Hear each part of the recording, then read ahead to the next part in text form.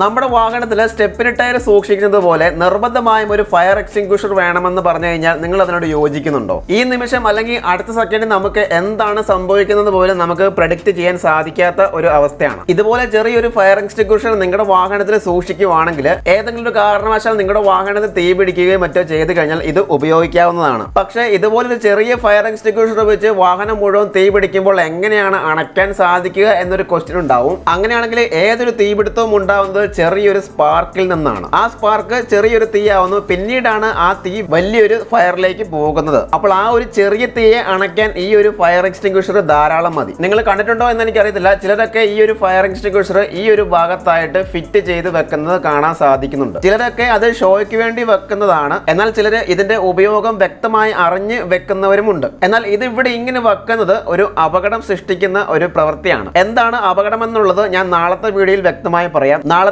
വീഡിയോയിൽ ഇതിന്റെ ഒരു ടെസ്റ്റിംഗ് വീഡിയോ ആണ്. ചെറിയൊരു ഫയർ ഉണ്ടാക്കിയിട്ട് ഇത് ഉപയോഗിച്ച് ആ ഫയർ അണയ്ക്കാൻ പറ്റുമോ എന്നുള്ള ടെസ്റ്റിംഗ് വീഡിയോ ആയിരിക്കും. ഇത് നമ്മുടെ സ്റ്റെപ്പിന് ടയറിന്റെ കൂടെ ഡിക്കിയിൽ ഇതുപോലെ സൂക്ഷിക്കുന്നതായിരിക്കും നല്ലത്. ഞാൻ പറഞ്ഞല്ലോ, എപ്പോഴാണ് നമുക്കൊരു തട്ടുകേട് പറ്റുന്നതെന്ന് പറയാൻ പറ്റത്തില്ല. അതുകൊണ്ട് ഇത് ഉപയോഗിക്കുന്നത് നല്ലതാണ്. ഇത് എത്രമാത്രം തീ അണയ്ക്കുമെന്ന് നാളെ നമുക്ക് ചെക്ക് ചെയ്യാം. അതവിടെ നിൽക്കട്ടെ, എങ്ങനെയാണ് നമ്മുടെ വാഹനത്തിൽ തീപിടുത്തം ഉണ്ടാകുന്നത്? നമ്മുടെ വാഹനത്തിൽ വാഹനം മേടിച്ചതിന് ശേഷം പലതരത്തിലുള്ള ആക്സസറീസ് ഫിറ്റ് ചെയ്യാറുണ്ട്. എന്നാൽ കമ്പനി തന്നിരിക്കുന്ന വയറിംഗിൽ നിന്ന് ആ വയറിംഗ് കട്ട് ചെയ്തിട്ട് ആക്സസറീസിന് വേണ്ട കണക്ഷൻ എടുക്കുന്നവരുമുണ്ട്. അപ്പൊ ഈ കണക്ഷൻ പ്രോപ്പർ ആയിട്ട് ഇൻസുലേറ്റ് ചെയ്തില്ലെങ്കിൽ ഇത് നമ്മുടെ ബോഡിയിൽ ടച്ച് ചെയ്ത് ഷോർട്ട് സർക്യൂട്ട് ഉണ്ടാക്കിയേക്കാം. വാഹനം മേടിച്ചതിന് ശേഷമുള്ള മെയിൻ ആയിട്ട് ചെയ്യുന്ന ആക്സസറിയാണ് ഒന്ന് ഫോഗ് ലാമ്പ്, പിന്നെ സെൻട്രൽ ലോക്ക്.